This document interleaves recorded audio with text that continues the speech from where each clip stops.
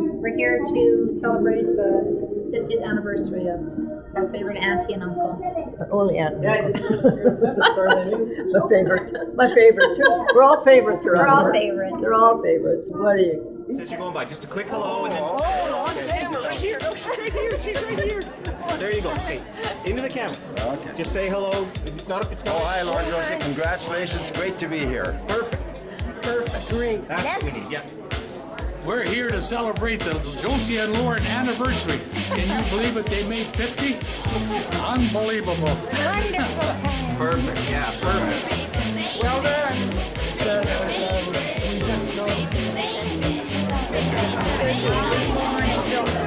So great to be here with you. We remember all those great times we had in Eastern Canada. Thanks for all those great times. And congratulations on an amazing milestone. It's great to be here to celebrate with you. 50 years, amazing.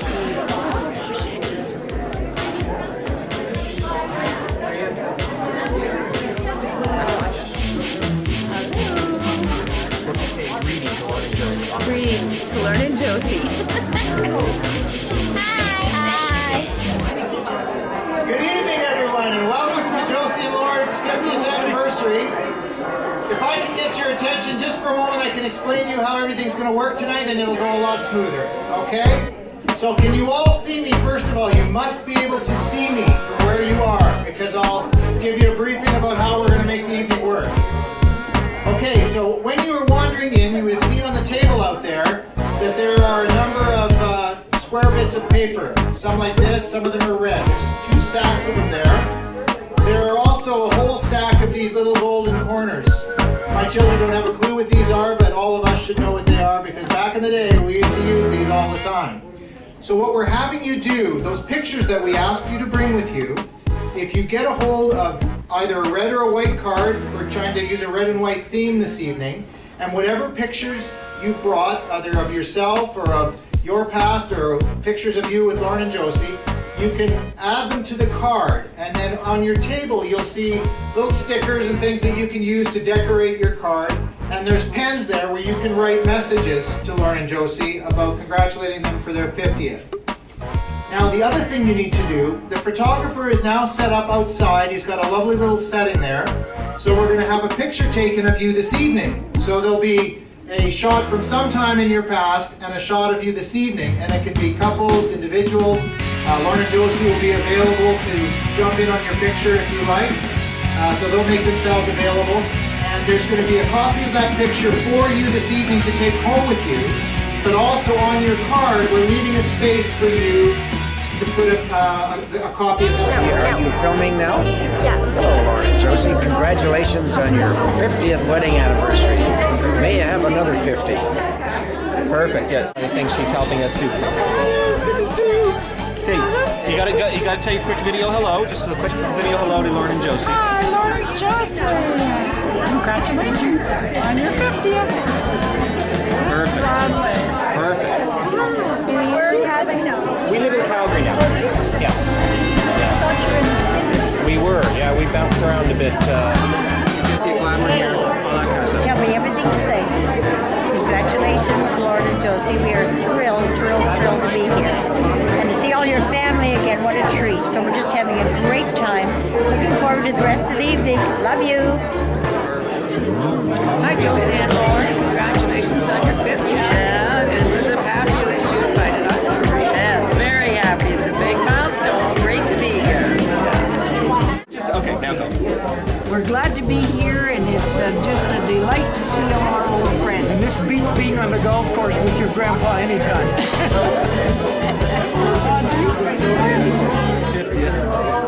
Happy to be a part of your celebration. Happy 50th, Josie and Lauren, Bunny and Brian. Okay, that's good. Sorry. Hi, Auntie Josie and Uncle Lauren. Hello there. Hope things go well for you. You're doing Russ. You're an inspiration. 50 years. Woohoo! Okay. Lauren and Josie. Can't believe you made it 50 years. Phenomenal. Well, you've seen it. So now he's got that behind him, and I'll leave it to the two of you now to 50 years together, isn't it a beautiful thing? It's almost like they can read each other's minds. Okay, so now it's your turn. Yep. I too want to congratulate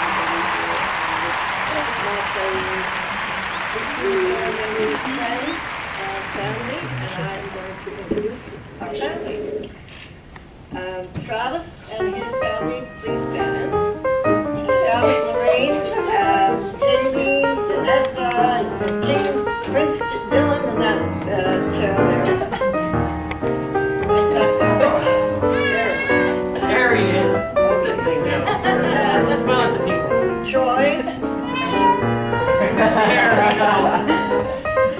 Troy and Bianca. There.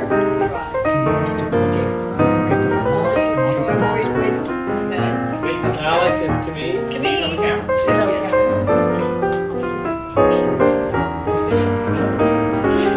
Troy, no.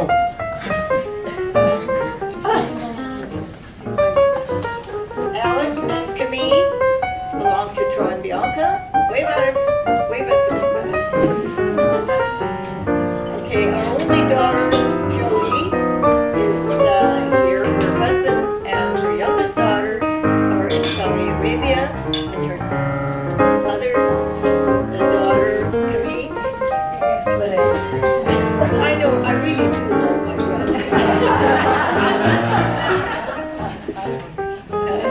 Reagan and Monet are at Port Hope. That's all really. We're so fortunate to have Jody. helicopters. Yeah.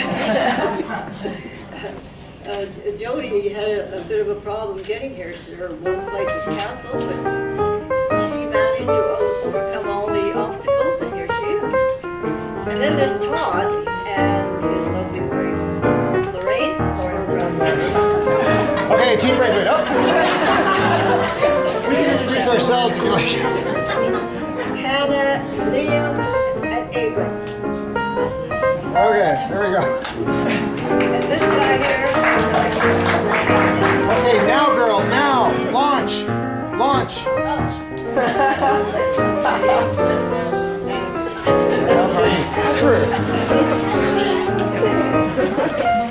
All the girls are coming with And the sheep flowers. Excuse me, while the girls are coming, we have a bit of extended family here. My sister Margaret and her husband Bill. And Lauren's sister Sharon and Ron and their daughter. Sharon's daughter Deirdre and Alan. Wait, Deirdre. That's all I said. Now we will present you with flowers.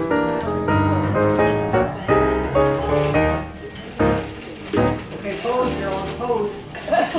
Okay. Lunch.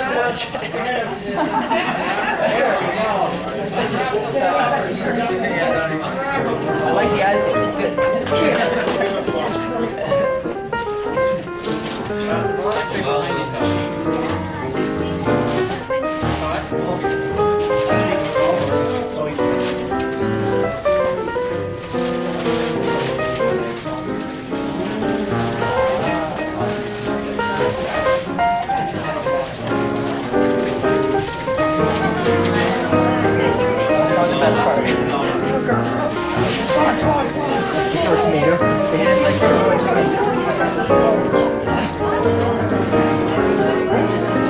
And it's like from Raw Chicken, take off now.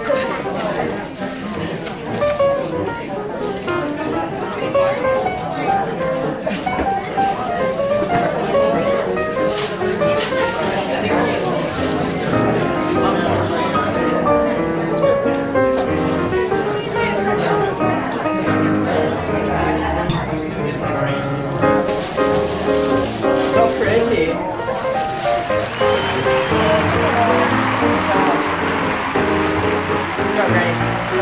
Okay, there we go. So we got through that first little bit there. I thought that was reasonably well done. We'll give you a B minus.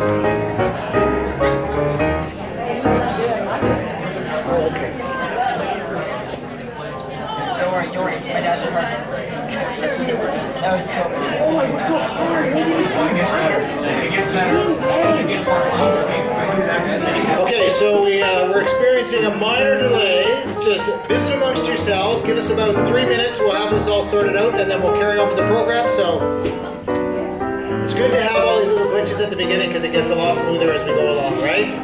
Okay, so enjoy yourselves. Get yourself a beverage, and we'll carry on here shortly. Banff to get some sun on a Saturday. We found some guys with a car, and away it was a nice sunny day, and away we went, and we drove all the way to Banff, and just as we got our towels down on this deck, we were going to get sun. Do you remember this, Josie? The sun was behind the clouds. It got to be about 50 degrees. And we just had to go back home again. There's a sun worshiper. You all, and to be part of Josie's great. Hasn't 50 years gone fast? I mean, it seems like just a moment ago, and here we are. Goodness gracious. Well, anyway, I'd like to sing this little song that most of you know before we ask the blessing.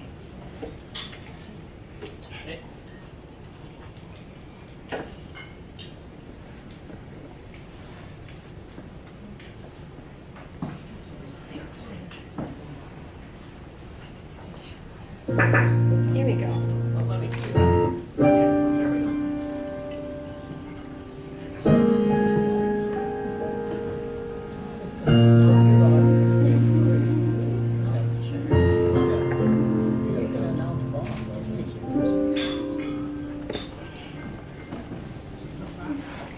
In this very room, there's quite enough love for one like me.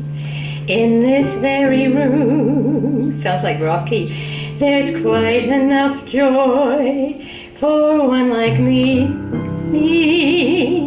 And there's quite enough hope and quite enough power to chase away any gloom. For Jesus, Lord Jesus, is in this very room.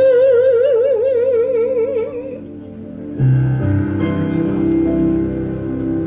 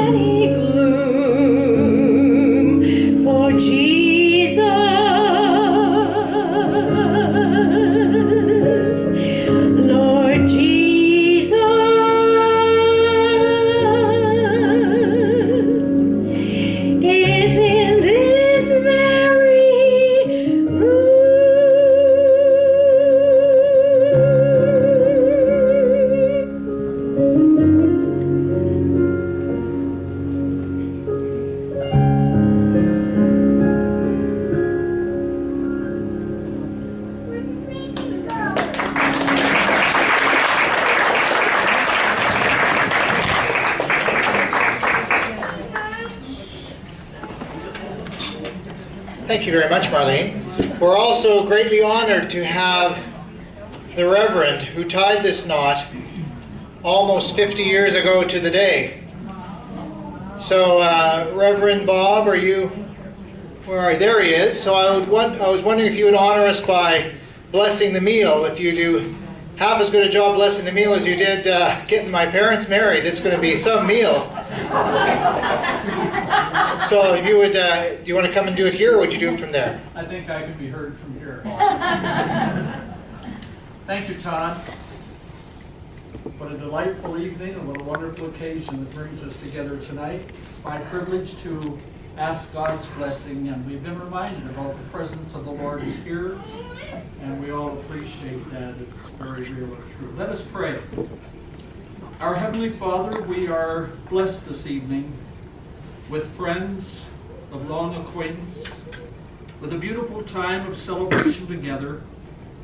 And we ask especially for the couple whom we honor tonight and their 50-year marriage, and for the blessings that have come down upon their lives and families throughout these many years. We thank you for the honor and privilege of gathering together with them to celebrate this occasion. And we thank you, Lord, for the dinner set before us, and we ask that you will bless it to our bodies and our lives, to you and to your service. In Jesus' name we pray. Amen. Thank you very much. Okay, so what we're going to do now is the dinner is ready, and it's waiting for us outside. So what we'll do is we'll start from the tables that are at the back. If you can just make your way through the buffet line and bring the food back to your table, and there's no sort of set order. It's just the orderly people coming through and coming back and bringing your food, and we'll carry on with dinner. So enjoy yourselves. Feel free to mix and mingle, and like I said, if you want to get up and share a story as people are getting settled in, you're more than welcome.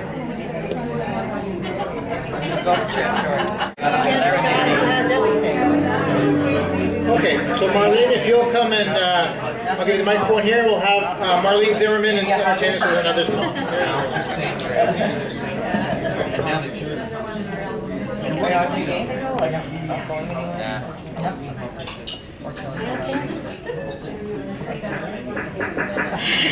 Well, I'll tell you about the time that Josie and I went to Calgary to a CA rally, and we borrowed my stepfather's old Hudson. It's a huge old car, and he said, it really leaks oil, so you have to make sure that you keep oil in it. Well, where I was working at Oilfield Consultants, the girl in the office next to me found out that we had a car and we were going to Calgary, so she said, could me and my girlfriend drive with you? And I said, sure. So they were in the back seat, Josie and I were in the front seat, and as soon as we started driving, we started singing. And we sang everything that the ambassadors sang, all the quartets, we sang nonstop, and every gas station we passed, we would stop and get oil. And so, just to be sure we didn't run out, it took us 5 hours to get to Calgary. So then I called these girls, Elaine was her name, and said, okay, we're leaving on such and such a date to go back. Do you want to drive with us? She said, no, actually, we found another ride. Are we ready, Trav? Yep. Okay. Let's see.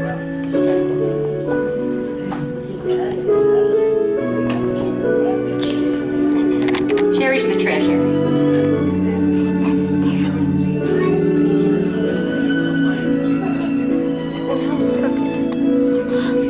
I cherish the treasure of you, lifelong companion. I give myself to you. God has enabled me to walk with you selfishly and cherish the treasure of you.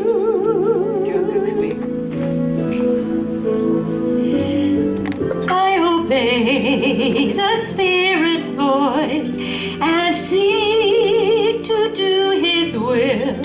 Sorry about this. I then can see the wisdom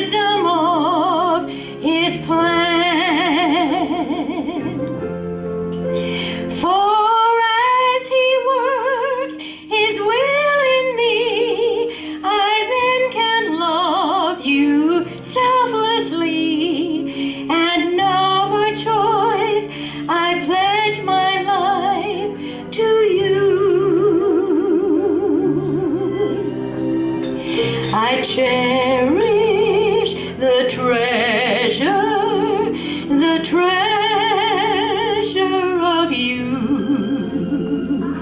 lifelong companion, I give myself to you.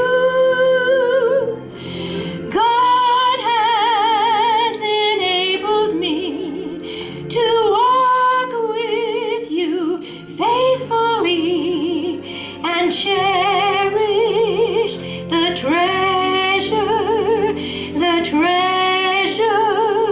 of you.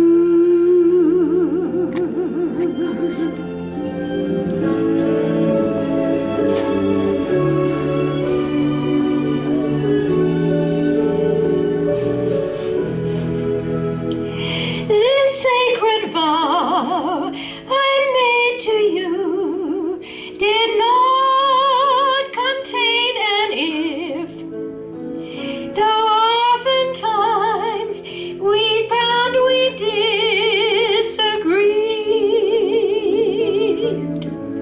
We have laughed more than tears we shed, no matter what lies ahead.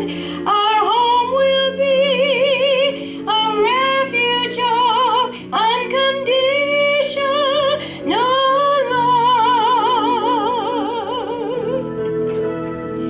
I cherish the treasure of you, lifelong companion, I give myself to you.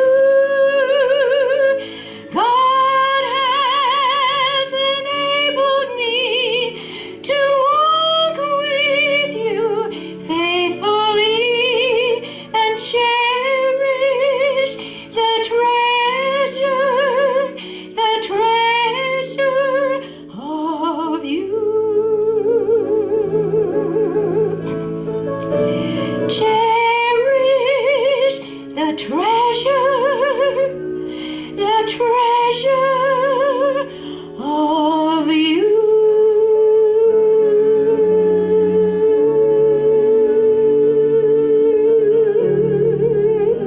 Thanks a lot, man.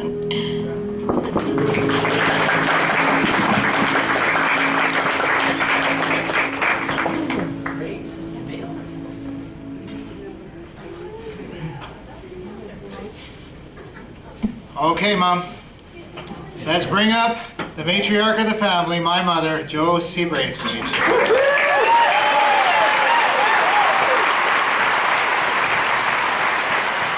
years you've had to practice. Here we go. You ready for this? All right. Okay. I'm kind of a shorty, so I'll have to. Here, I need push one your chair.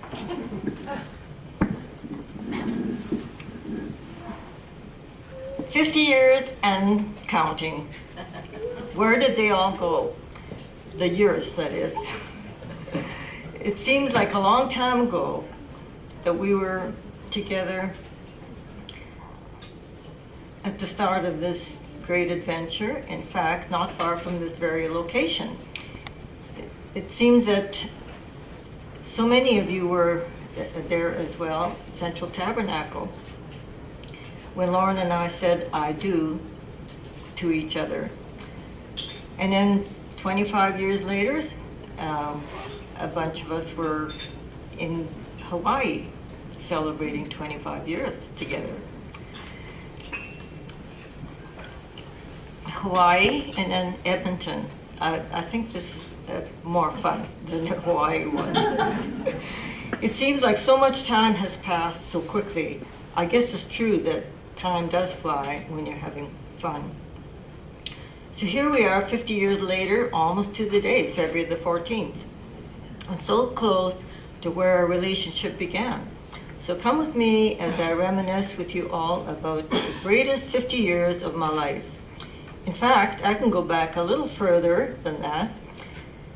Some of you, many of you were my friends and roommates, and we just had a picture of, I think there were a dozen of us or so, before Lauren and I even met. Thank you for honoring us by being here.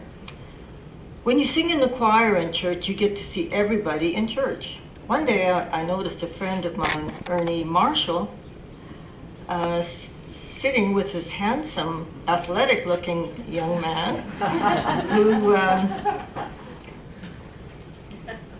who seemed to be, to me, more intriguing than any other man I had ever met in my life. This is not to say that I was not paying attention to the pastor's sermon, because I always loved to hear you preach, Bob, so I really did listen. But when a heart skips a beat, the girl takes notice. His name is Lorne. Ernie always had some interesting friends who really didn't catch my attention until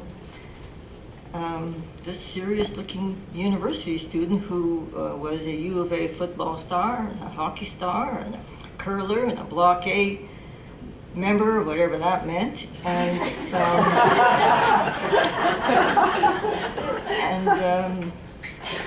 other qualifications and qualities that I would eventually discover. The Central Annual Corn Roast was coming up, and Ernie organized a date between Lorne and myself. Thanks, Ernie. Lorne, did you ever thank Ernie for that?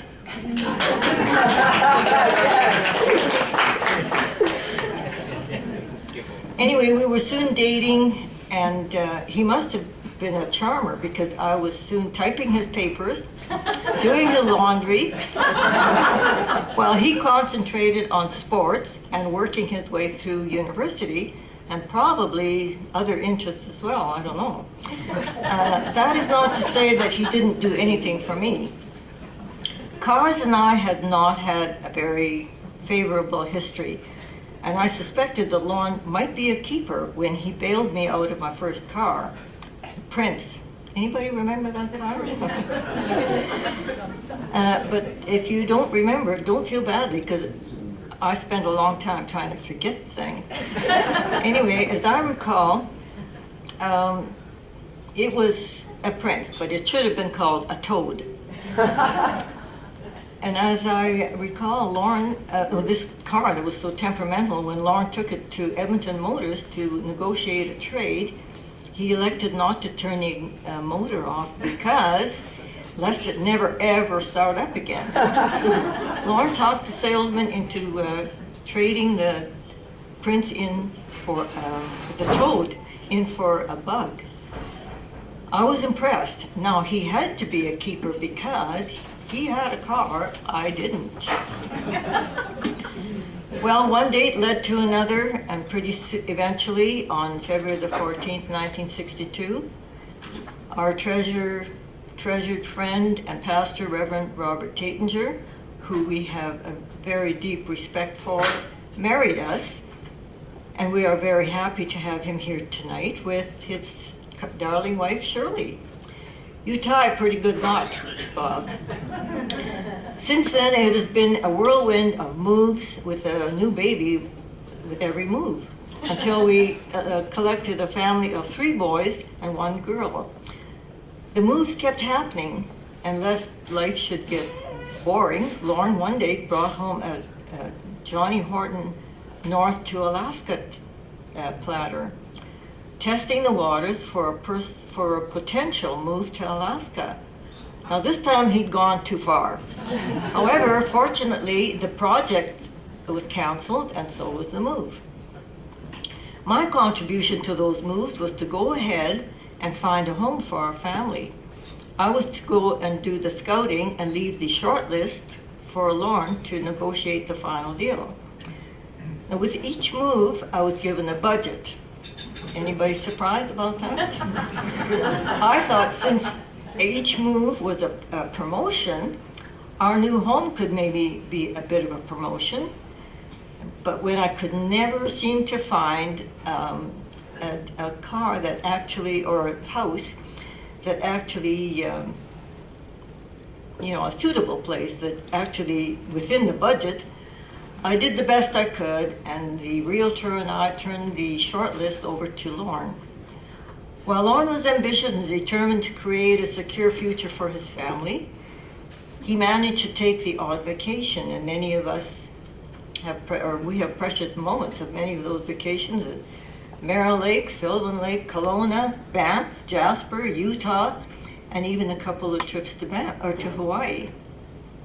It did not matter where we lived. When we came back to Edmonton, it was like we had never left. Our friends were always so warm and welcomed us back, and we picked up where we left off. I think Lorne still has some Hawaiian dirt on one of his golf clubs.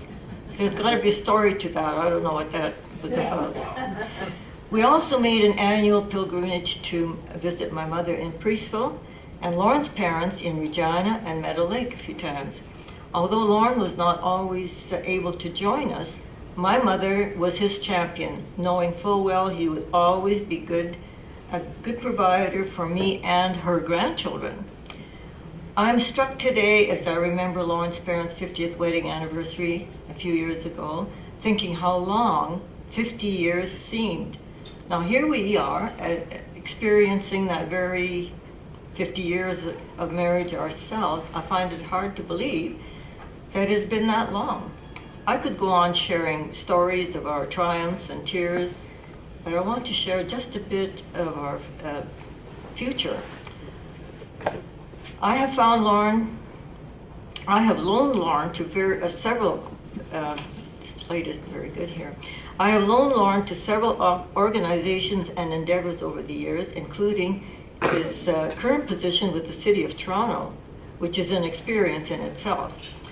However, when they are all finished with him, I want him back, because I'm not finished with him. I believe Lorne is actually contemplating retirement ahead. He went out to buy light bulbs one Saturday afternoon and came home with the biggest honkin' coffee maker on the market. I'm not sure if Starbucks is in his future, but I'm impressed at how he tackled all those buttons, dials, and spouts, a kitchen device no less. But there's more. Bill Knight gave him his famous blueberry pancake recipe, which is taped to the back of the kitchen cupboard. And now I'm treated to a feast of blueberry pancakes and lattes every Saturday morning. And I'm not...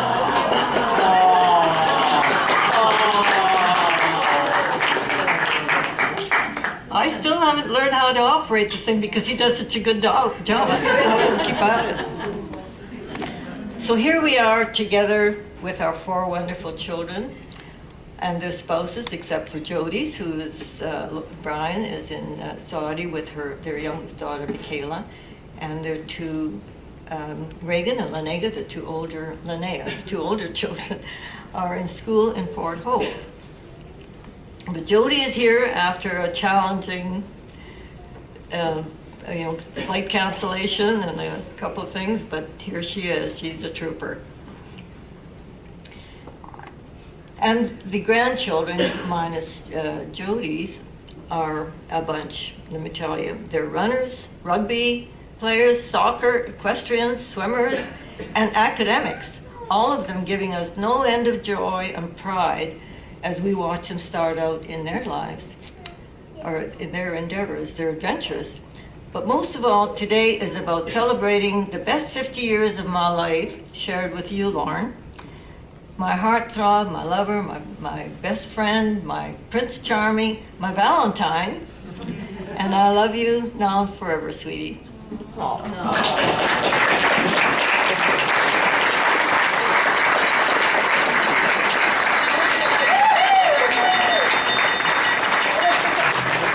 shoot, I missed it! Okay. There you go. Good job. I missed it. Now you can relax. Do you want me to get you a whiskey or something? Piece of cake. The cheesecake's good. Okay, so we might just take a quick break there for Mom to get herself a glass of wine or something just to relax and whew, pressure's off now. That's good. But the pressure is turning up for the rest of you. So what I'd like now is to invite those of you that would have a couple of stories. I understand there's a couple out there who would like to share a precious moment about Lauren and Josie, so I will invite those of you who would like to do that to come up now. I don't have an order here, so I think, is that Ernie Marshall? The man to whom I owe my existence, and so do all of you. Had it not been for Ernie Marshall, it would have been someone else up here, being the MC.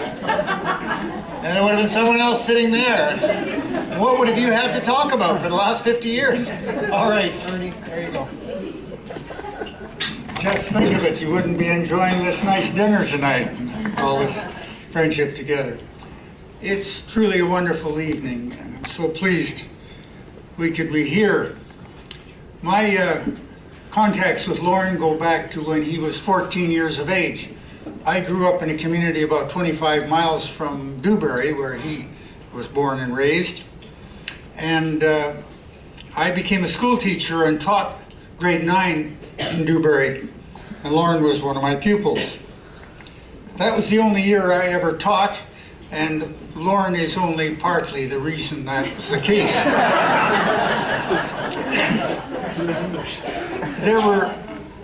It was a good year. There were other Braithwaites I came to know, like Sharon, his sister who's here.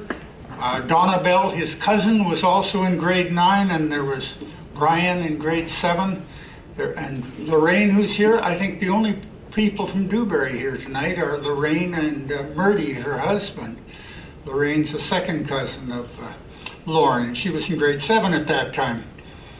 It was another Braithwaite I got to know. Lauren owes a lot to wonderful parents. I'm sure many of us feel that way about our parents too. I curled for Lauren's uncle, who was one of the best curlers in the community, Fred. He's been gone for many years, but he was a wonderful gentleman, a great sport, and a credit to the community.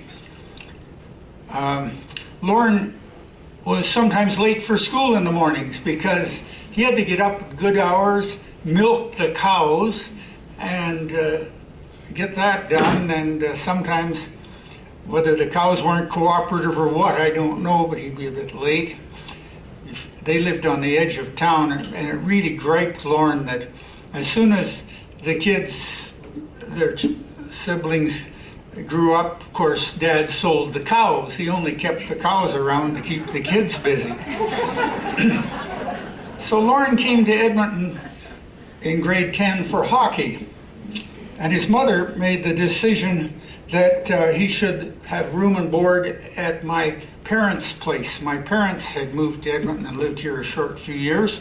My mother was a saint, as some of you know who knew her, and so Lauren came up to enjoy a better competition in hockey, and I came back from working in the north and spent a couple years with him there.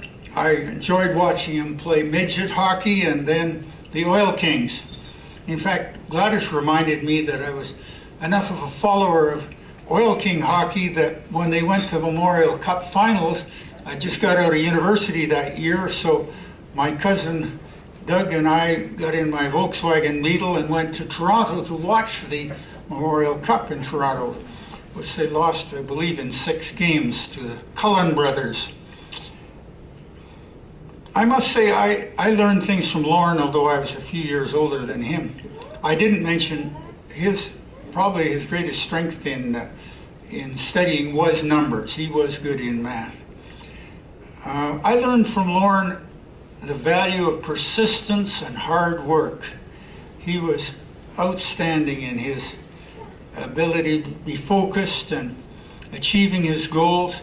He was well organized too when it came to studying, setting time aside at different times and being punctual about keeping those commitments. He was a resourceful person too. I recall how he worked at Eaton's in those years, part-time. And of course, he'd be well dressed. He worked in menswear some, but he didn't own a suit. He just borrowed his brother Ernie's. When I remember him also saying too, when he went in to see the boss about a raise, he dressed up and he even wore cufflinks. Yeah, I did have a part in, certainly in Lauren meeting Josie. I arranged a blind date, and I remember asking him about, you know, a blind date, and he said, "Ah, good, I like the blind ones."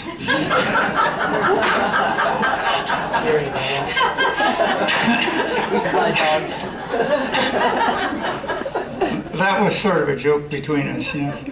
So,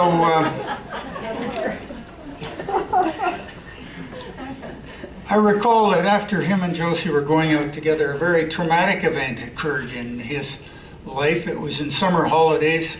He wasn't living at the Marshalls anymore, and he was in university. I got him a summer job. I think he was working at about 3 of them, and it was on construction, and Lauren was in great pain. He was really complaining about his abdomen, very serious pain.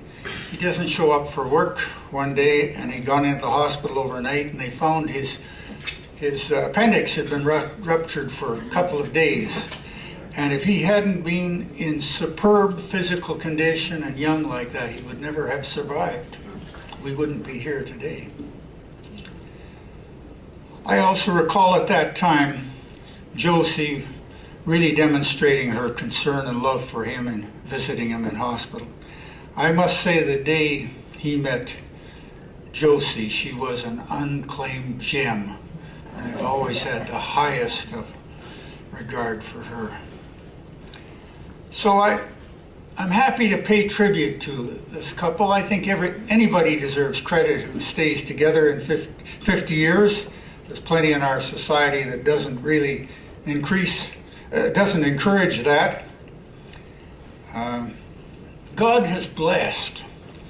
He's blessed all of us, and it behooves us to be thankful to Him for His blessings. And so it's so good to be here with you and to see your children.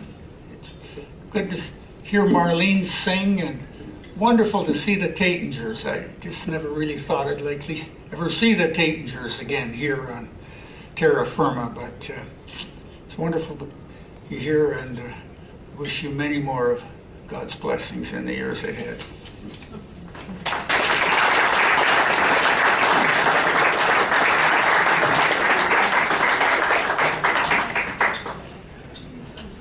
Well, once again, Ernie, thank you very much for your matchmaking skills. I owe you quite a debt, and I'll do what I can to repay that. Are there other anecdotes? Frida, did you have something that you wanted to share? My Auntie Frida, ladies and gentlemen.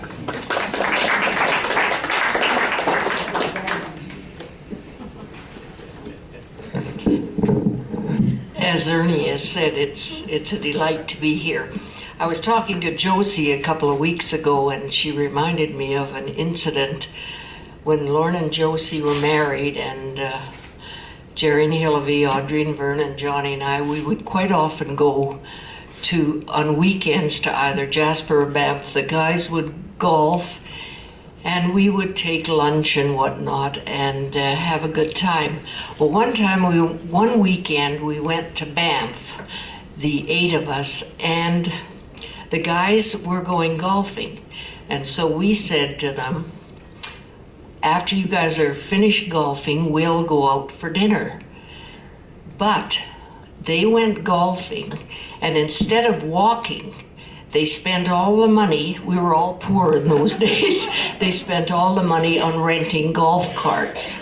Well, we were so annoyed, us gals, that we had to have sandwiches for supper because there was no money left to go out for dinner. Anyway, that was just one weekend. We had many, many happy weekends in Jasper and Banff with Lauren and Josie, and it's hard to look around and see their children and their children's children when it seems like just yesterday that all our kids were just growing up with their kids. They were all young, but it's been a delight all these years. Lauren and Josie never forget their friends. They're always so kind, and we keep in touch, maybe not that often now, but we do. And like Josie said, when we see them, it's like the years slip by and it's just like yesterday. We all are just as happy and as as dear friends as we've always been. So Lauren and Josie, congratulations to both of you. It's a delight to be here, and you truly are dear friends.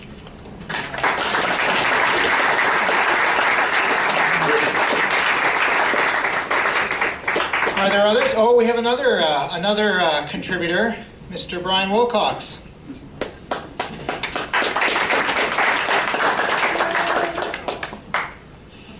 Just a couple instances. I met Lauren and Josie. I was transferred to Calgary, and my wife had known Josie from Regina and then lived here in Edmonton with her for a bit. And I played 1 year of junior hockey with the old Prince Albert Mintos, but wasn't good enough to stay on many years, or another year past that. But when I met Lauren, and I knew he played for Drumheller Miners, he and Ernie, and they were in the Allen Cup against Sherbrooke, or one of the French, I'm not sure, was that the team, Lauren? Sherbrooke? And we ran into it at the church, and we didn't know they were there, and of course Bunny and Josie knew each other, so we began a friendship there. And this one night, we went to the hockey game, and Josie and Bunny and I sat together, and Lauren played. And Lauren had come, as someone alluded to, Ernie, I think, that he had was working for Eaton's, and he was a department manager or had some responsible position. And those of you that know Lauren know that he can go on a very little sleep.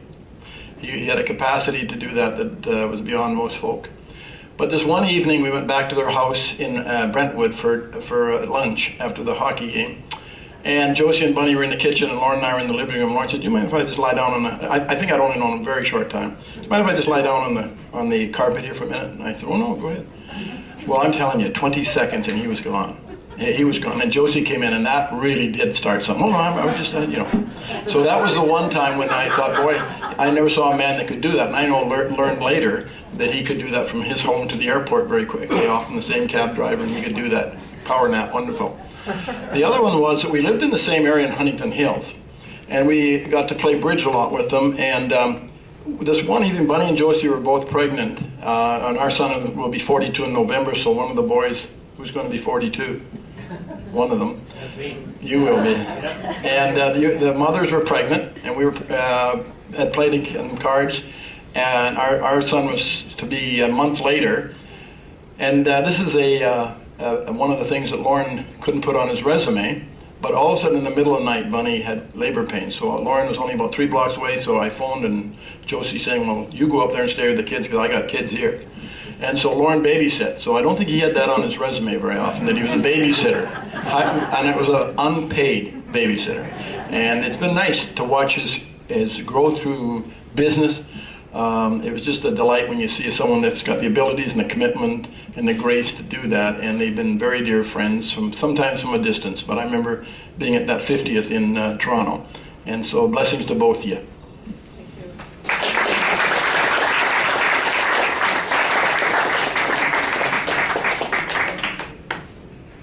Those of you who have spent any amount of time with my dad know that falling asleep on 20 seconds notice is it's a gift. It's a gift, and he has it. So well done you, Dad. Oh, Uncle Jerry has a little something to share. So Jerry, I'll give you the microphone here.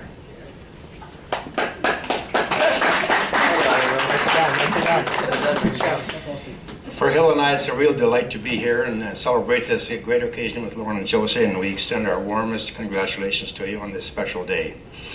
It's kind of neat that your kids call us Uncle, and our kids would call you Uncle, and this is some of our friends. That's been sort of a common thing that our kids call the kids call us uncles and aunts, and that's kind of neat. Anyway, my memory goes back to many times. One of the things I want to add on to what Ernie said earlier about Lauren being in the hospital when he was so sick.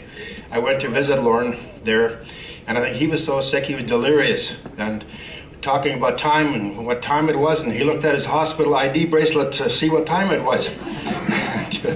Right, Lauren? Anyway, another experience we had, we went to Merrill Lake. We spent a week of holiday at Merrill Lake a number of years ago with Lauren and Josie, and that's a great lake and a great resort area. We did a lot of water sports and water skiing. We were there with Lauren and Josie, of course, Gertie and Cecil, Vernon Audrey, Bob and Helen Robson at the time. There's a gang of us there. Anyway, one day, Lauren challenged Cam and Darren Shamoon they were both pretty good water skiers, that they couldn't make him fall in the water in the skiing. The three of them got up behind the boat. So Darren was on one side, my son Cam was on the other side, and Lauren took the center, and he challenged them that they couldn't make him go down. Well, anyway, as we were going and I was driving the boat, the memory that I have of Lauren was the two boys went out, and when they came together, they cut, as anybody knows anything about water skiing, they did a cut and put this wall of water out in front of Lauren, and all I remember was this big wall of water and Lauren's 2 feet sticking straight up above the wall of water. That was the end of Lauren. That's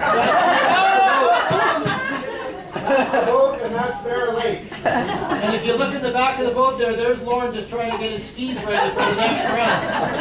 That's the boat. He was too busy looking at the chick on the front of the boat. I thought you were trying to stop him from going skiing because you knew how dangerous it was going to be. Lauren was always a great negotiator. I remember when he'd come up every once in a while, when we did a golf thing, there would be Lauren and Vern and John and I, we'd go out for a foursome of golf. And Lauren was always negotiating the handicaps. As we were going down, as somebody would start pulling out in front with the score, then Lauren would renegotiate the handicap midway through the game. That was always interesting. Unfortunately, Lauren, you never really won that cup, did you? Even in all that negotiations. John, I think, won the cup more times. I'm not sure if it was totally honest, though, or not. Anyway, I've always admired Lauren and his achievements and his success. I followed you, Lauren, as a friend and really admired you and all that you've done. And you've been sort of a hero of mine in all that you've accomplished and done. And so I want to congratulate you. Both of you as a couple. Your kids are a tribute to you here tonight, and your families. It's wonderful to see. And so we just want to extend again our warmest congratulations to both of you. Thank you.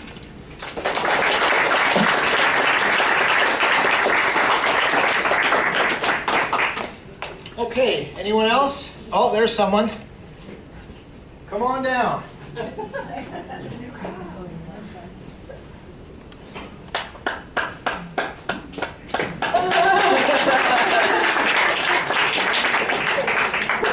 for you.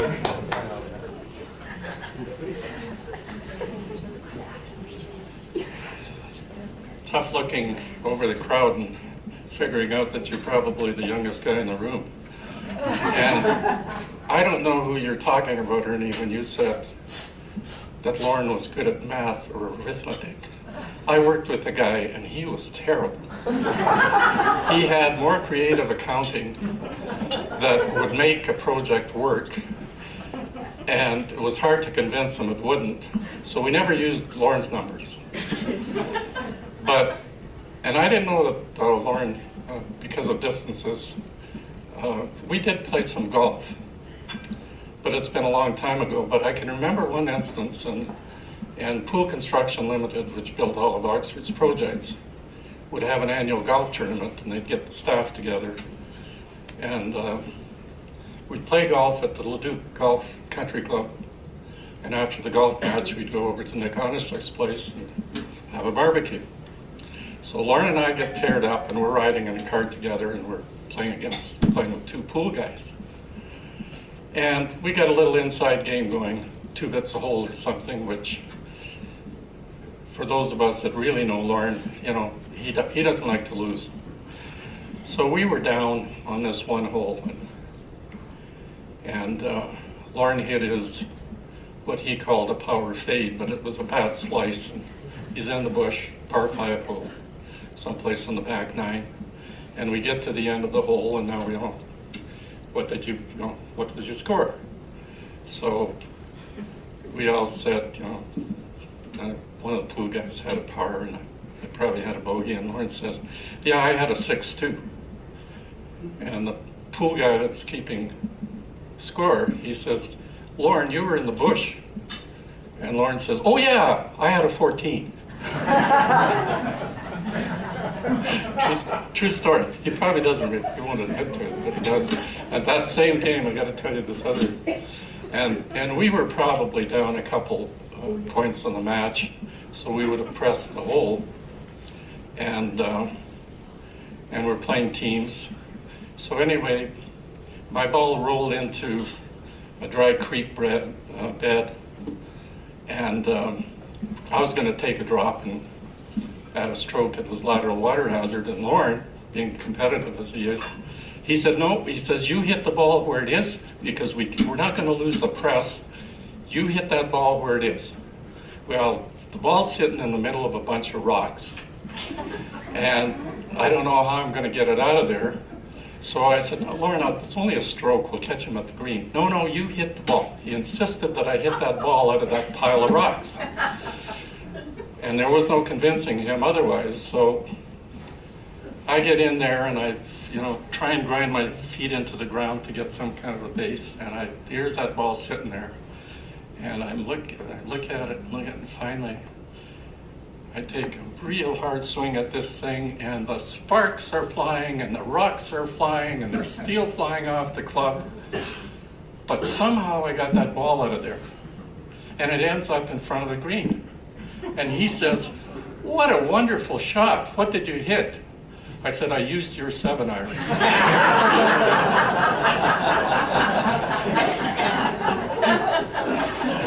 Anyway, maybe one of these days we'll get back on the golf course, Lauren, but certainly over all the years, and unfortunately a lot of them have been spent apart, we've certainly enjoyed their family's company, and we only get together when they're crossing through here or we happen to be in Toronto. But the occasion we always look forward to. Congratulations.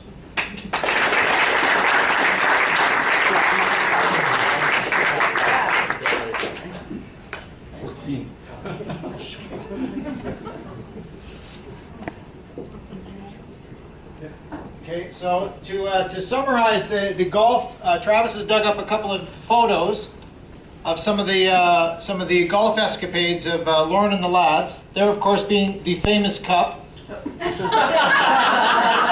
There's the famous. That was the trophy after the famous cup and the lads. Yeah, and look who's there. Look who has the cup again. Oh, there it is again. And there's that's a good-looking hat, of course. I like the legs. And Johnny, nice shorts. Those legs are looking good. Legs. Short shorts. That's my dad and I examining the shot. Nice shorts, Dad. Nice legs, Todd. That's all I got, Todd. Yeah, well, there are ways. Actually, I was kind of surprised, Wayne, to hear that my dad made you take that shot through the rocks. He's never been one to force any of us to do something that we didn't want to do or that he thought was important. Never have. He's always been very soft that way, understanding that to nurture a child, you have to allow them the freedom to discover for themselves the best way, to find their way. So that, of course, wasn't our experience, but ours being somewhat different than yours. And speaking of our experiences with our parents, it's now our turn to share a little bit about our experience with our parents on the occasion of their 50th anniversary. And so, in reverse order, for the first time in the history of his life, we're inviting the baby of the family, not you, Dylan, our Travis, to come and address his mom and dad. Or you can bring Dylan up with you there. Make it a team effort. Good Travis.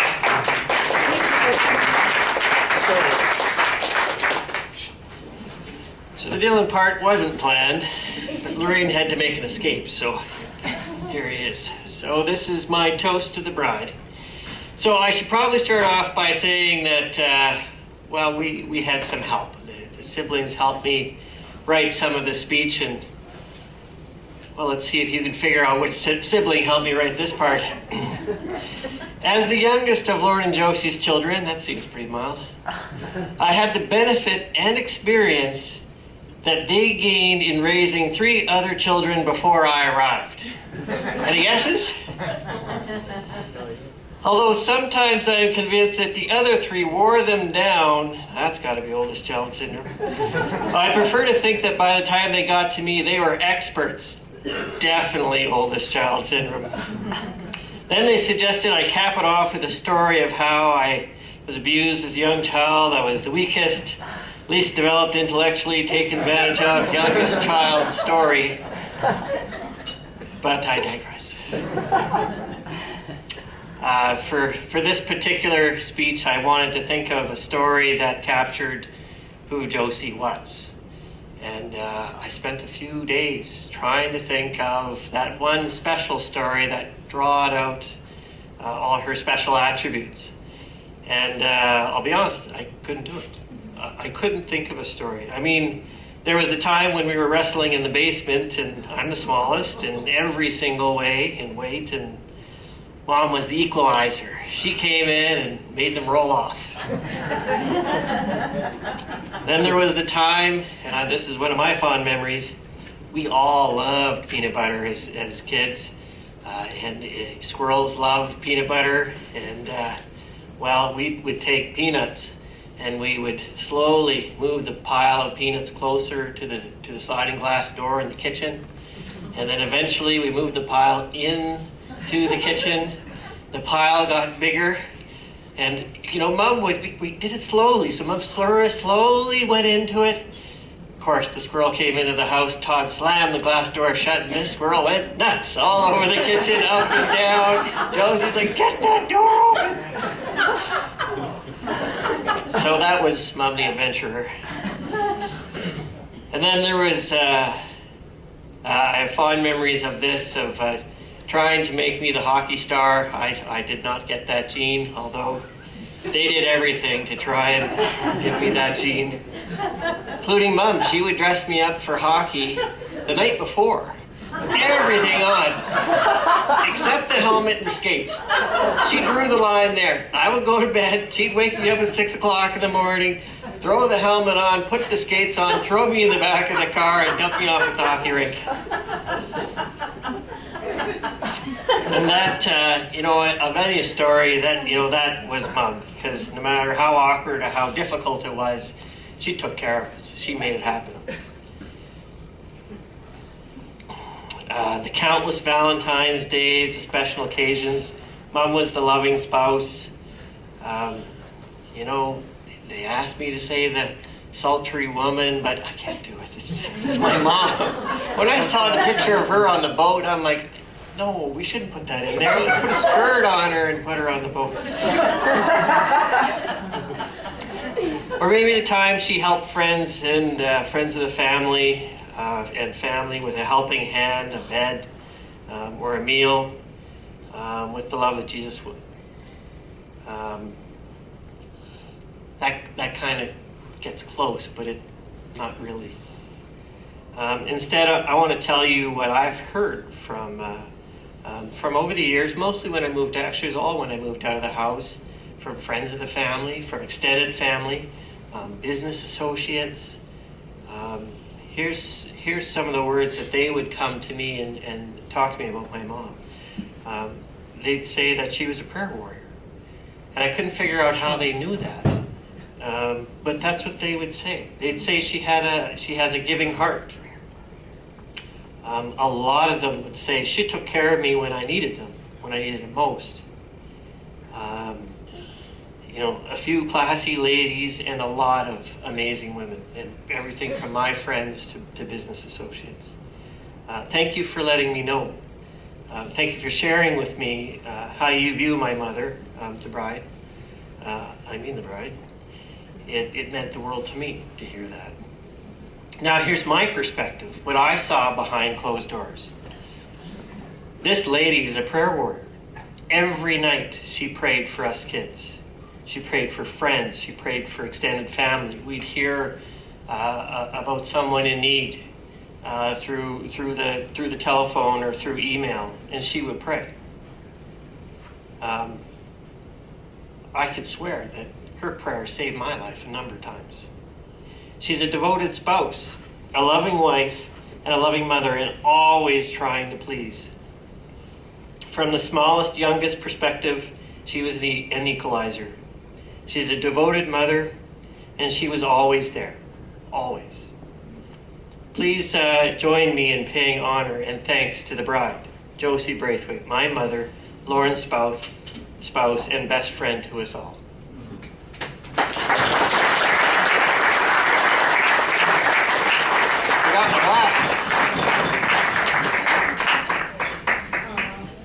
Do you want to do the toast part, Tom? No, that was great, Charles. Thank you very much. Well, thank you, Charles. That was very kind words, Mom. We all feel the same way about you. Oh, is there? And now it's time for 3 of 4. The chosen one, Troy. Chosen one.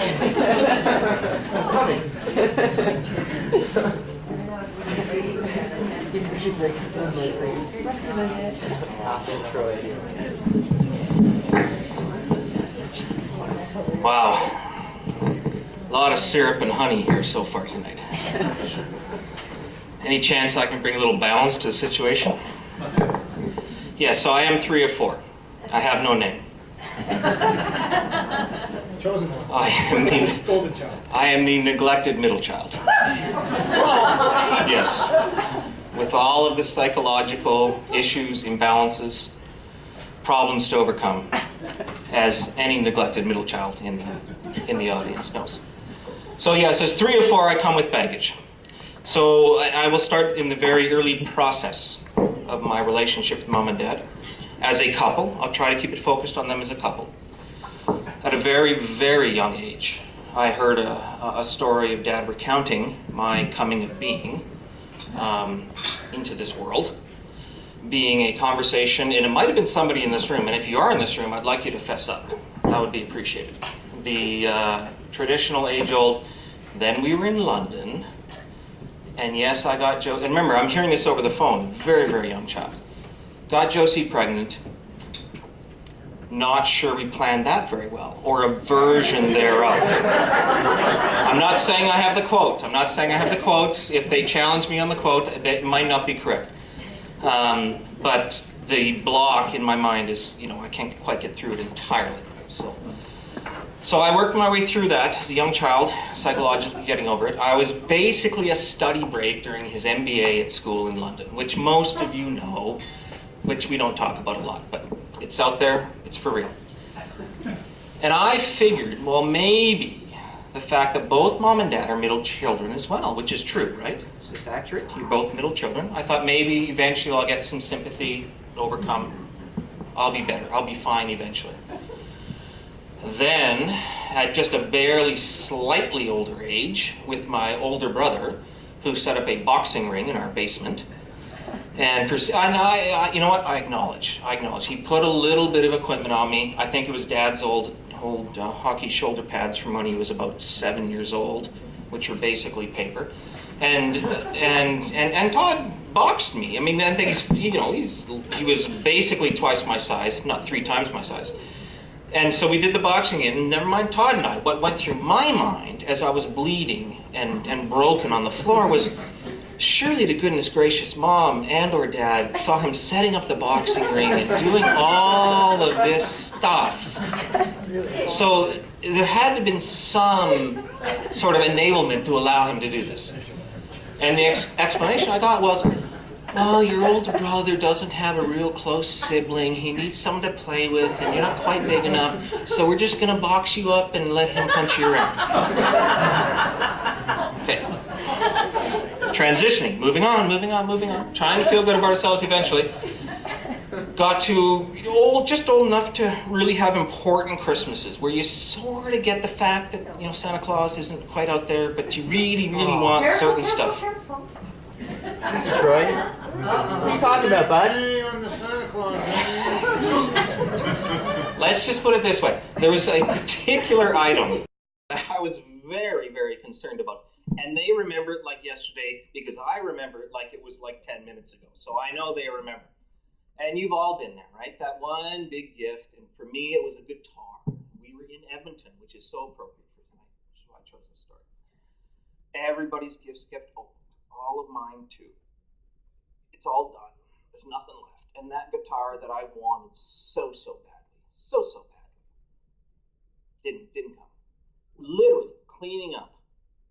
And all of a sudden, somebody, oh, there's one forgotten gift. One forgotten gift. I got my guitar. But the emotional energy that we had to go through. So in the same breath, I say, I love my parents for noticing and bringing me that final gift. But my gosh, like, is that a game with you? Like, how does that work? How does that work? Anyways, suffice it to say, You got the guitar though, right? I got the guitar, yes I did. And we're playing the same games with our kids, right? As we speak. Like, it's huge fun. I just think it's great. So anyway, so I repaired myself from all of that nonsense. And then I will just throw out just a couple of things. In all of that as we're growing up, Dad and Mom being so busy moving us, someone else do the count, 12, 14, however many times it was, doing everything we did, 4 kids, oh my stars, 4 kids. I got 2, I'm trying to go backwards. I still can't do the math on 4. Well, 1.5. Half.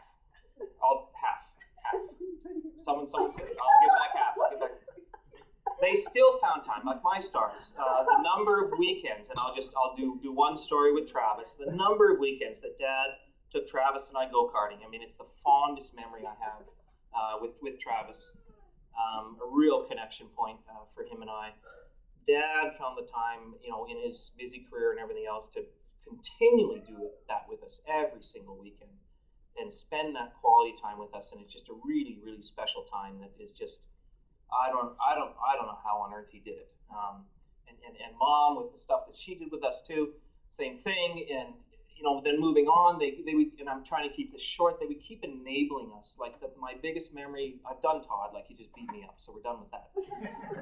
And with Jody, so difficult, a complex relationship to weave over the years. But again, them being enablers, like my fondest times with Jody actually are the most recent times, up in the Muskoka room, up at Lake Joe, just solving the world's problems and talking about politics in Dubai and Saudi Arabia and all the rest. And it's Mom and Dad that enabled all that for us. And so it's really important that you folks understand, in addition to everything they did with all the career and all that crap, like all that nonsense, just what they did for us kids is really, really important. And then my favorite story, and this is the one where I got to be a little bit careful. Now you're careful. That would be my lovely wife, Bianca. Supporting me as ever. If you go too long, she says, I'm going to give you this, I'm going to give you this, here, I'm going to cut you off. You can't go too long. So I come home for one miscellaneous Thanksgiving weekend, and Thanksgiving is sacred in the Braithwaite household. Always has been, always will be. And I was a young man, but I was a man. I come home and try to hang out and try to spend my time with family, and the intuition and Mom being Mom, and even Dad to a lesser extent, but Mom being Mom, I'll come around to him. She said, you're just not right, she says. You're just not you. I think she already knew, but she just wanted me to confide in her. And I said, Mom, you know what? It's Thanksgiving. It's family time. I don't want to be here. Couldn't say it any clearer. Just don't want to be here. Well, honey, what's wrong? Just the intuition of a mom. She just knew. She was just a thing. Anyway, so I told her. She gave me a little hug, a little pat. And she said, would you like me to talk to your father? I said, yes, I would. And I said, you know what I want. So she did. She talked to Father, and here's what happened. With both of their blessings, in more ways than one, I filled up my dad's car with his keys, with his gas,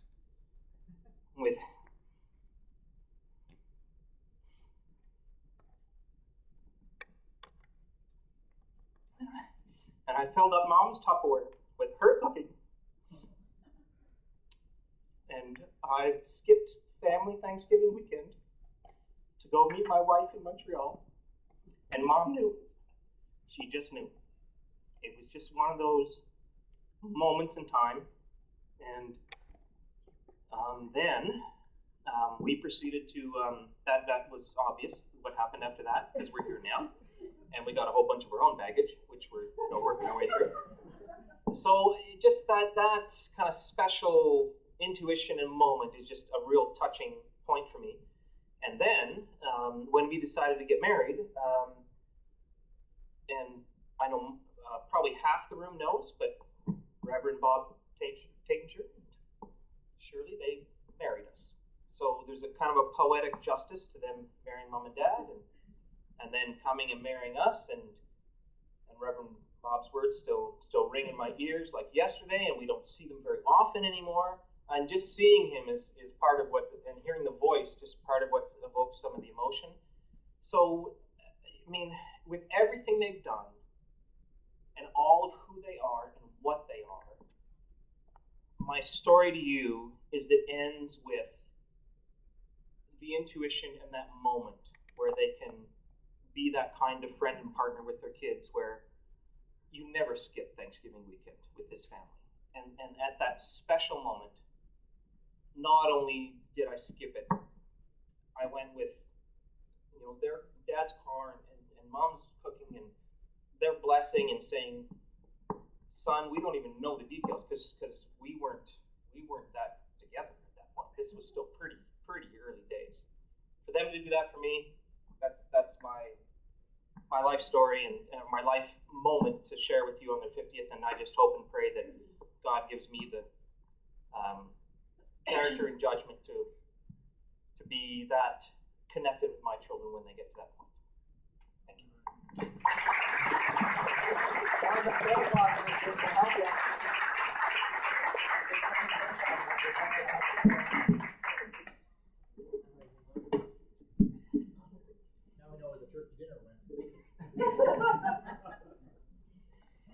Well, they say that little girls tend to grow up and marry someone just like their father. And I'm sorry that my husband isn't here, but those of you who know him can attest that I married someone so much like my father that it's almost creepy. Really. Anyone who knows my dad, and it's already been said several times tonight, but knows that he's an extremely focused, driven, hardworking individual. And lucky for my husband, I thought that was normal. So it wasn't until I'd been married for several years that I learned from my friends that this is known to most people as being a workaholic. But I remember one time as a child, getting ready to go on vacation and loading up the wood-paneled station wagon, going to visit cousins somewhere. And after Mom thought the car was already loaded up, Dad tiptoeing out to the driveway, shoving his briefcase in the back, shoving the door back closed, and finding himself caught red-handed by a child just kind of gives the don't tell Mom signal. So times have changed, but not Dad. Now he carries 2 Blackberries instead of 1. He's still always working. But another thing about my dad that I appreciate is that he really genuinely cares about people. He always makes time for anybody who asks. You just have to ask and he'll make time for anybody, and you never have to worry about if he's telling you his real opinion or if he's trying to be nice, because he doesn't do that. He always tells you what he really thinks. You always know. But, he's the same person whether he's on Bay Street or in Muskoka or at Coburg Camp or in Dewberry. He's always the same person, the genuine article.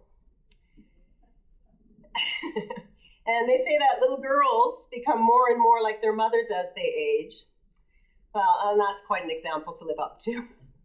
So I hope that means I'm going to get skinnier.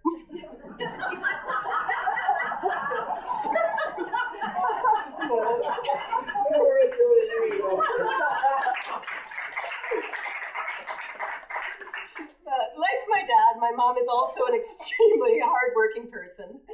And growing up, our house was always clean, immaculately clean, spotless.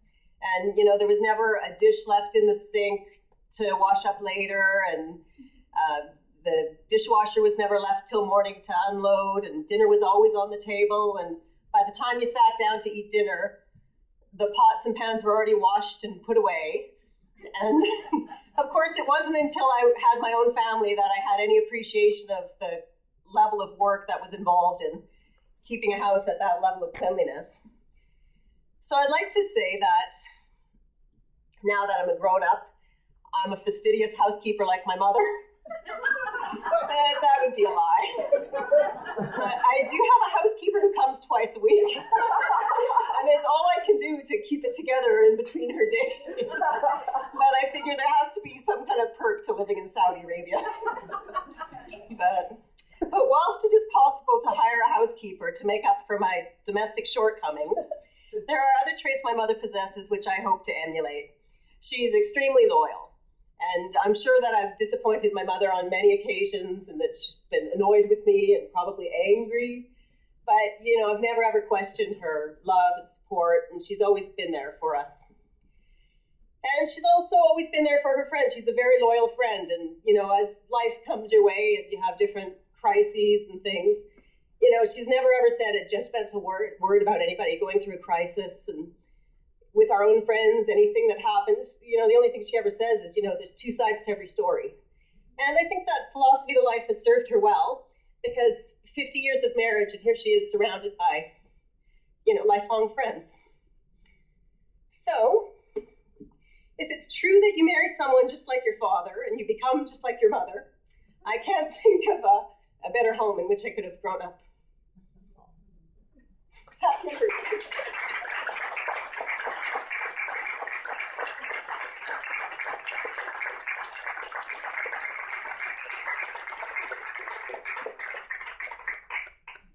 Okay, so as the eldest, I guess I get the last word as a child, but not the last word as the family. We'll leave that to my dad.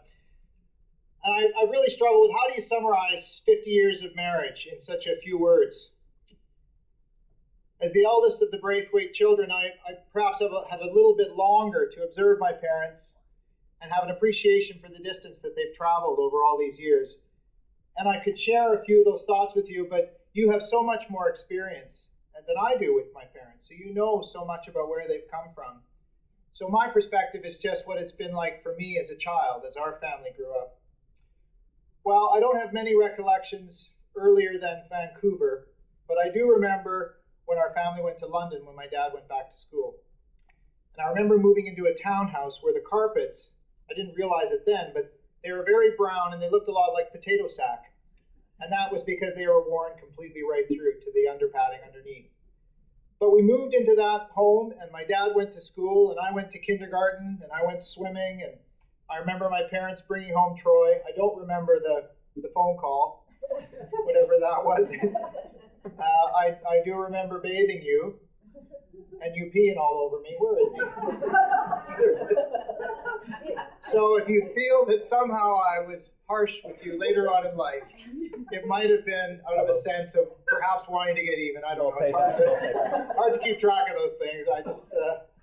It's just something that happened at the time. I even remember the Kraft dinner, one of my favorite meals. And I loved it, but only when my mother made it, because when I got sent to Roseanne's, her mother cooked it too long and it was always very mushy and I didn't like it at all. But of all those times, and thinking back when it was in the early days and we were started out, I don't even remember when they were in a basement apartment or when we were in a duplex, or I just only have vague memories of when we were in the townhouse. I don't ever remember thinking that somehow we were missing something or that somehow, you know, we were unhappy. But what I do remember is that there always seemed to be a sense of purpose in our home. There was always a reason for the things that we were doing. And now that I'm an adult and thinking about the whole notion of going back to school when there's nobody there to support you and nobody there to help you pay for it, I can't even imagine how scary that must have been. To take two children with one on the way and to go back to school because you're so committed to the future of your family and to the next generations that you will make that sacrifice that's necessary for everybody else to benefit. So I can only surmise how difficult it was, because for me, in spite of the basement apartments or the small townhouses or the VW Bug that had the door bashed in, but Dad kept driving it anyway because we didn't have enough money to buy a new car, I never felt any anxiety in our home. Not for the things that we didn't have a TV, or if we didn't have this or we didn't have that. There was always happiness. And so often it was with so many of you coming over to our home or us going over to your home and having so many laughs and the games that you would play, the broom ball and the Make-A-Million and the lemon and the skidooing and the skiing and the water skiing. You guys saw some pictures of your grandparents, both of them. I don't know if there's a picture of you, I think, snow skiing as well. Both your granny and papa used to snow ski and water ski. So they've always been a real fun bunch of people to be around, and these are their friends and have been their friends since before they were even married. So each step in my dad's career, each place that we went, there was always a sense of purpose. There was always a sense of meaning. When Mom packed us up and we went back to Priestville, or we went to Meadow Lake, and sometimes my dad joined us and sometimes he couldn't, or when we went to Kelowna to visit Norman and Bernie, and it's so nice to have Bernie and Lori here tonight because it's just such a special part of having family as well as all of you friends together with us. There was always a reason, it seemed, and there was always a purpose, and it was about being connected as a family and being connected as friends. I grew up calling many of you uncle and auntie, and I had no idea that you weren't part of our family, at least not that part of our family, but you are part of our family. And that is why we grew up. That's how we grew up, and that is why I was ending calling you aunt and uncle. But you know, it takes more than just a sense of purpose to survive 50 years. You really do have to have a plan. And my parents have a couple of special character traits that you've touched on, many of you as you've spoken here this evening. And I'd like to give my own appreciation of some of those traits. I think one of the most important character traits that I appreciate in my parents is their steadfast loyalty. Jody mentioned it, and others have talked about how loyal they are. I mean, their loyalty to each other is self-evident. They've been married for 50 years. They've traveled all over the country and all over the world and been together. But you know, their loyalty extends beyond just that of their relationship to each other. It's a loyalty that extends on my father's part with his business colleagues and the people that he works with, and on my mother's part with her friends and with family, and with all of you, the loyalty that you've shown. I guess it's true that people gravitate towards other people who are similar to themselves. And you folks all being here this evening, that whole sense of loyalty and friendship is very palpable here. And so it's really a joy to spend tonight with you 50 years on after their wedding. The second characteristic that I think has been instrumental in my parents' successful marriage has been both their individual and collective sense of determination. I think you all know about my dad and his background in sports and his background in business, so it might seem that his sense of determination is pretty obvious, but my mom can be a pretty determined character as well. When I think about, over the years, the challenges that they faced between the moves and my dad's career and having 4 children and all the different things that were going on, my mother's determination and ability to make things work and the ability to get everything done that needed to get done in spite of all the challenges, what it's like growing up in a family that started out from such humble beginnings. I can only imagine what it would have taken on your part to have been able to persevere all these years and work so hard. And it was a great example to all of us, the determination that you had in supporting Dad's career, but also trying to provide him with some sense of a professional, personal life balance and making sure that there was always those opportunities for you to connect with your friends again. I know that there were times when perhaps it would have been nice if we had a cottage at Sylvan, but it was nice that we could always go and borrow yours and visit with you folk and be together. And it was nice that we could have an opportunity to go to Hawaii with you a couple of times. So it was all very much appreciated and very precious to us. But determination and loyalty and the plan, and by the way, my dad does actually have a plan. It's all written down on a piece of paper in a drawer in the back of his filing cabinet that he put together before he ever got married, and he kept it on file along with every other checkbook and check stub that he's ever written in 50 years. And I think you only missed one point in your plan. You had said you wanted 2 boys and 2 girls, and you wound up with 3 boys and 1 girl. So I can only give you a B+ for your execution of that particular plan, or perhaps an A-. So I'm not sure which one of you 2 was meant to be a girl. I'm pretty sure I was meant to be the boy. The last characteristic that I would want to talk to you about with my parents is, of course, their sense of fun. And it's been kind of woven through everything that we've heard this evening. It's not just the hard work and the determination and the bootstrapping up from the prairies to the big city, but it's also always doing it with a sense of fun. I know that when you guys get together and talk about the past and think about all the things that you've done, and just remember some of those skidoo parties out at the Shamoons, or the summers that we spent out at Sunnyside at Sylvan, or the times that you spent together in Hawaii, there was always a sense of fun. There was always something going on, and it was always so many laughs, and it just seemed like such a special occasion whenever you've all been able to get together. But even today, even when you don't see my parents, they still carry that sense of fun with them. To see my dad sing karaoke, sometimes he wants to have a father-son moment, and I'm dragged up there with him singing some song, and there's a real sense of fun there, and I wish that we could show you the video of both my mom and dad playing We Dance. Abram loves to set it up, and they get going with the handles there, and it's really quite something to see. So they haven't lost their sense of fun after all these years. And so we're here tonight honoring my mom and dad, Lorne and Josie, after 50 years of marriage. And my mom said it as well, how appropriate it is that we're here in Edmonton, almost to the day, just blocks away from where their marriage, where their relationship started. Wasn't the corn roast down in Riverside Park or something? Or Elk Island. Okay, so you went out of town for that one. But, so much of what you kids did when you were young was all around this area. And it's really nice that we were able to get together here, 50 years on, to share some of those memories and a few laughs. So their loyalty to each other, to family and friends, is still undiminished. Their sense of determination, I think, is as resolute now as it was from the beginning, and all of this while managing to keep a sense of humor. So congratulations, Mom and Dad. Thank you for setting such a great example for us. The loyalty and support that you've shown us over the years, I love you very much. I'm proud of you both. Happy 50th anniversary.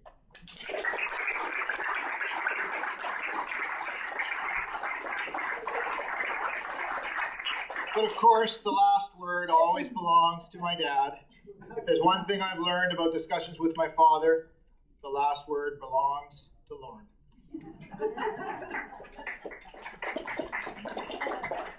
Good.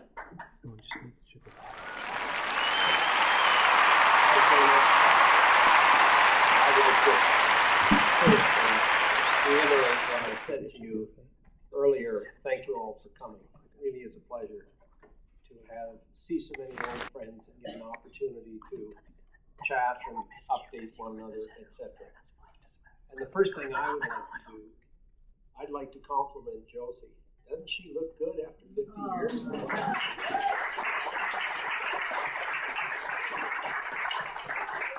I had actually picked out a green Hornet suit. One with the zipper down the front, but I couldn't talk her into wearing it. There's a little story behind that. Let's hear the story. We were skiing in, it wasn't Banff, I guess it was Jasper, and it was the last run, and I was trying to get in as much skiing as possible, so I went right up to the top. And on the way up, I was on the chair with a lovely lady with a green suit.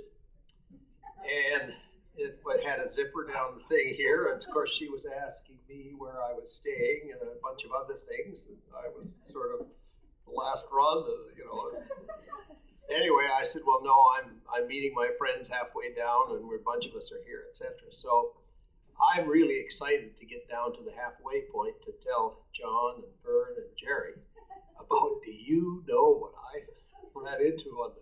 So I get down there, and they're all huddled, and they're all talking. So I pull up, and I'm ready to talk. They're talking about the Green Hornet with the suit. So I was obviously last on their list.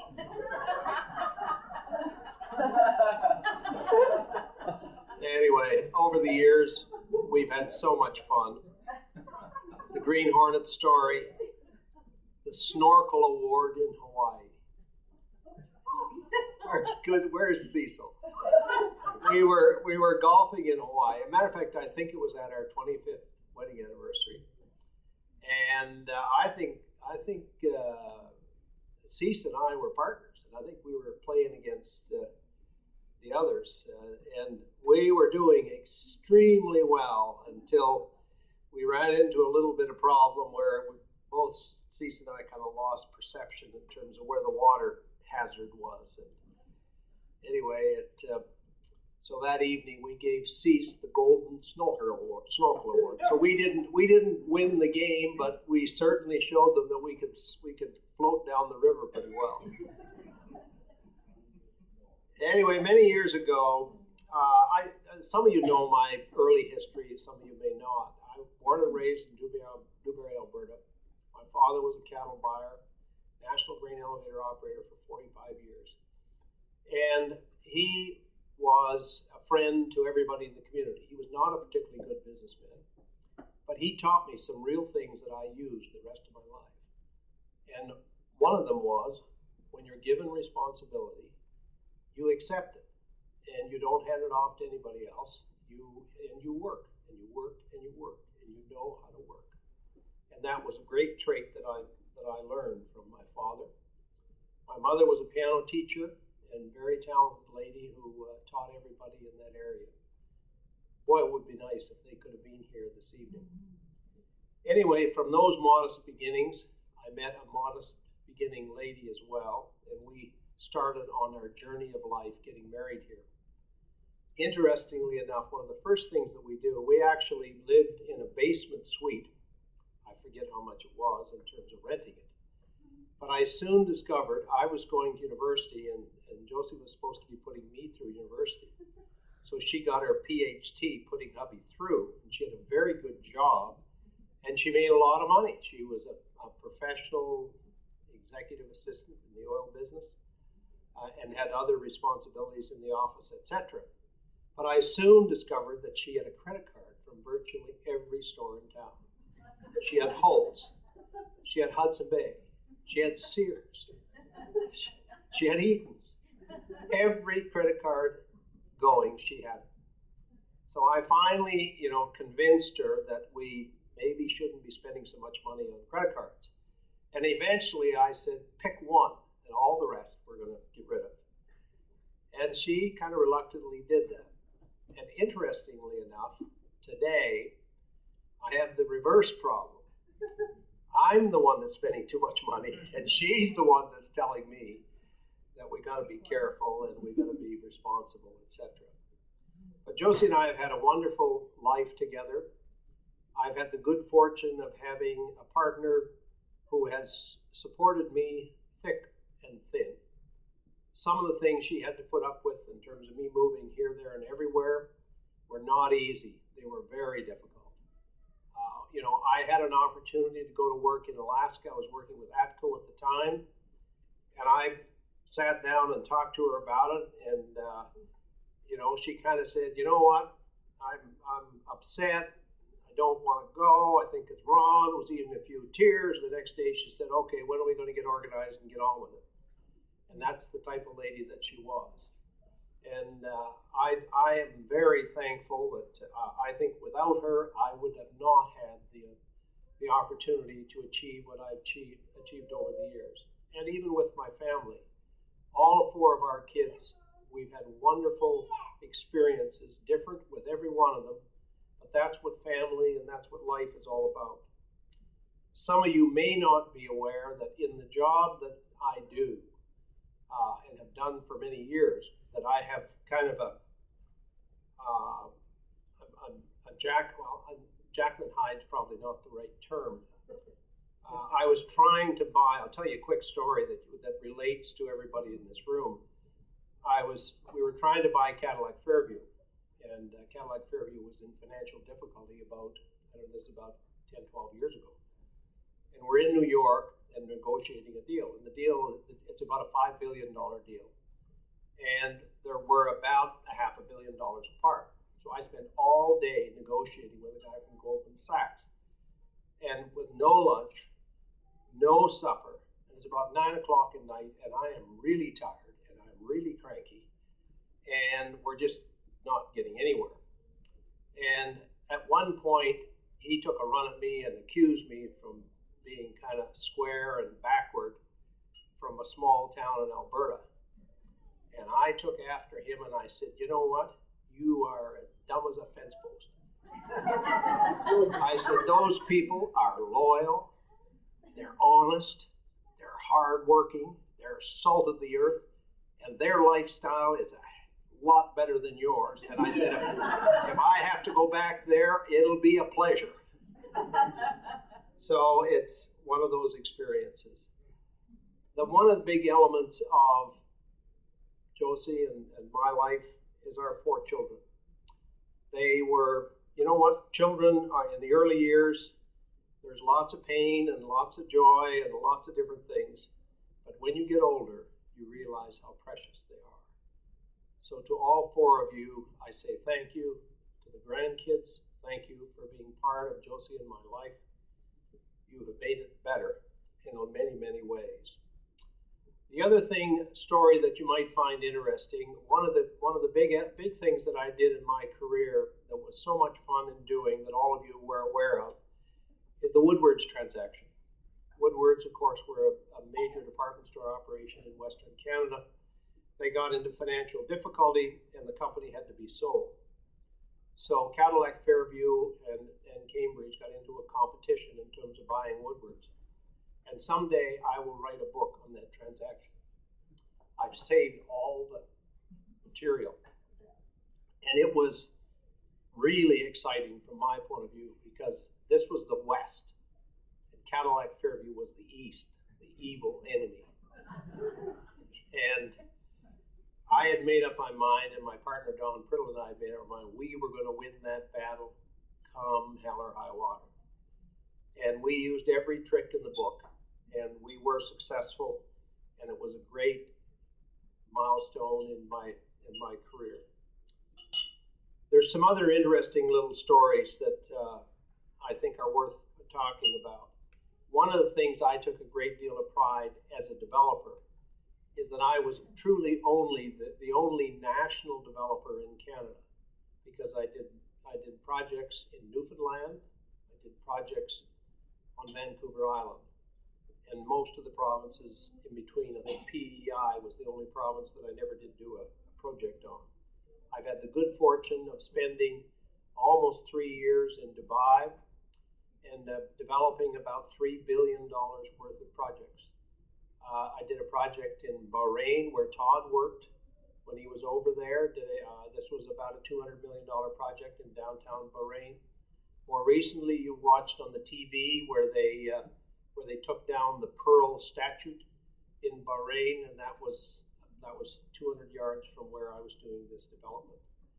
In Dubai, I had the good fortune of leading about 150 people, and we built the Mall of Emirates.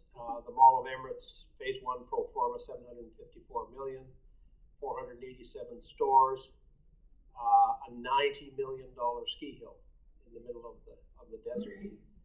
So I consider myself very fortunate, not only in terms of my life and my career, but I have a wonderful family.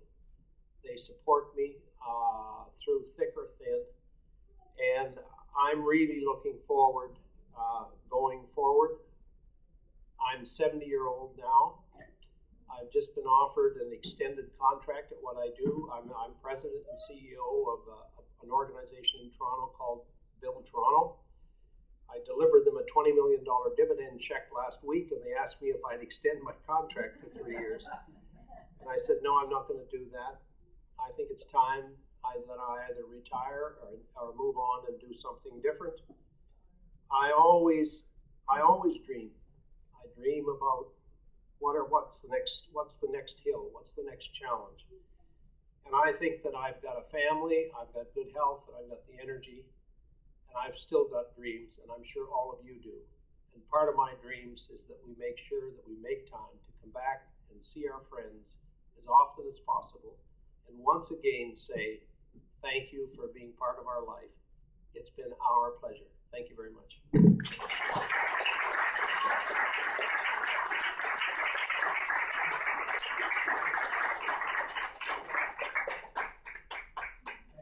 Okay, so that ends the formal part of our evening. We're going to open the doors. I think there's still some dessert. There's coffee. There's the lounge downstairs. You're welcome to relax, enjoy one another's company. You don't have to rush to go anywhere, and we have the room for the rest of the evening. So please relax, enjoy yourself, get out your cameras, and have a few more laughs. And if we have some lemons and a pack of cards, maybe we can get a lemons game going or something. Make a million or something.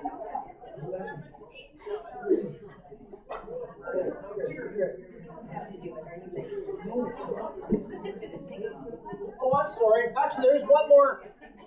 I'm sorry, there's one more activity. We were going to have a little sing-song here at the end. That Marlene was going to lead us in a song together as a group. So we're going to put the words up on the wall here.